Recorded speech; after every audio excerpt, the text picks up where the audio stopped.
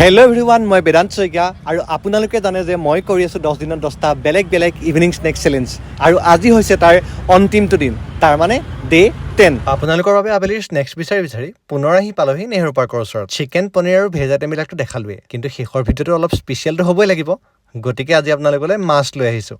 ৰ'ব চিকেনবোৰ দেখাই আছোঁ মানে চিকেন আইটেমো আছে, কিন্তু তাৰ আগতে কওকচোন আপোনালোকে মেলা কোনে কোনে চালে? মই বাৰু সোনকালে এটা মেলাৰ ভ্লগ দিম দেই। এতিয়া আমাৰ স্পেচিয়েল স্নেকটো চাই লওক। এয়া হৈছে tuna fish with lemon butter sauce. নজনাসকলক কৈছোঁ দেই, টুনা ফিছ হৈছে এটা সাগৰীয় মাছ আৰু এনেকুৱা ধৰণৰ মাছবিলাক এনেধৰণে স্নেক্স বনাই খাই খুব ভাল লাগে। Tuna fish with lemon butter sauce আৰু তন্দুৰী চিকেন আৰু লগত আছে ম'ম'।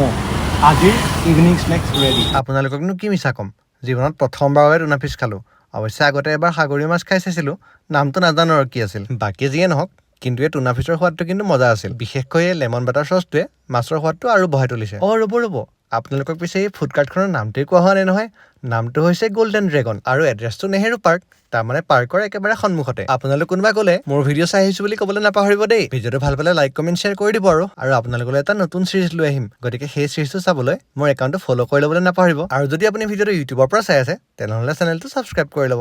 থেংক ইউ, বাই।